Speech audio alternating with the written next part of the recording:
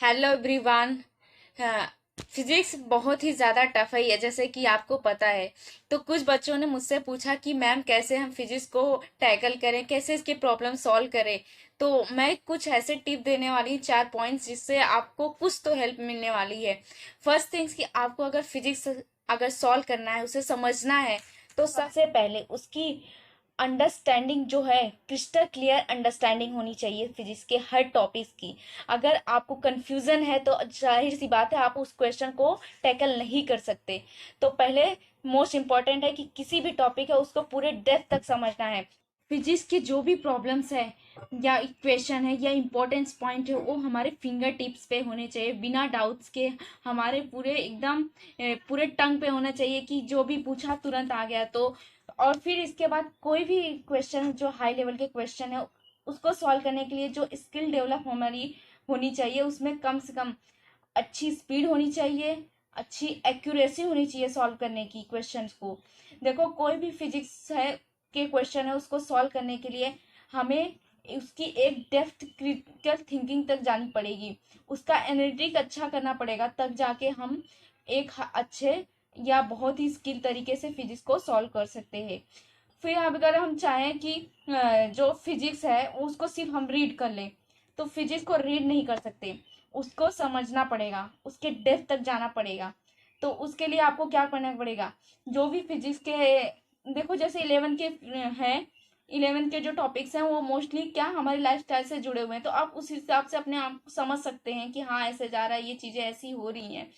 आप 3D में भी समझ सकते हैं वीडियो के थ्रू, या किसी सर से की हेल्प ले सकते हैं।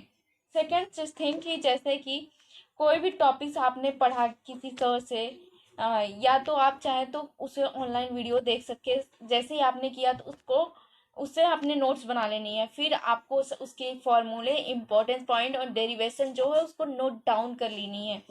देखो, जो डेरिवेशन है फॉर्मूलेस के, उसके क्या करना है ना, जो डेरिवेशन है आप उसकी प्रैक्टिस कर लो, क्योंकि बहुत बार क्वेश्चन ऐसा क्या आता है, उसके डेरिवेशन के जो पॉइंट्स होते हैं उसमें से ही पूछ लेता है। तो ये बहुत ही ज़्यादा हेल्पफुल होने वाली है। तो आप डेरिवेशन के भी प्रैक्टिस करो, ऐसा मत सोचो कि ये तो सिर्फ बोर्ड में पूछा जाता है डेरिवेशन। तो नीट में भी पूछा तो नहीं जाता, बट ये बहुत ही हेल्पफुल होने वाली है आपको क्वेश्चन टैकल करने में। थर्ड इज कि जो भी एग्जाम्पल प्रॉब्लम्स हैं उसको समझने की कोशिश करो, जो क्वेश्चन पूछा है उसको सॉल्व करो, उसके जो क्वेश्चन को कैसे अप्रोच किया गया उसे समझने की कोशिश करो कि कैसे उस क्वेश्चन का अप्रोच किया जा रहा है, मोस्ट इम्पॉर्टेंट है। और फिर जो भी आप, फोर्थ पॉइंट जो हमारा ये है कि जो भी आप क्वेश्चन सॉल्व करने जा रहे हैं उसके पहले आपको कोई चैप्टर है फिजिक्स का, उसके सारे टॉपिक्स है उसको पढ़ लो, फिर ही क्वेश्चन सॉल्व करना स्टार्ट करो।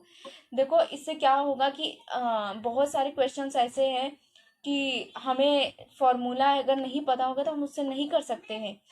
आप हमेशा डेरिवेशन नहीं लगा सकते। इसके बाद जब भी क्वेश्चन सॉल्व करने के बाद आप अपने जो नोट्स बनाए हैं वो, और जो भी आपने प्रॉब्लम सॉल्व किए हैं उसको समझने की कोशिश करिए कि कैसे उस क्वेश्चन को सॉल्व किया गया हो, उसके अप्रोच को समझो, इससे आपको आइडिया मिलेगी क्वेश्चन सॉल्व करने की। आई होप कि it will help for you. मिलते हैं नेक्स्ट वीडियो में।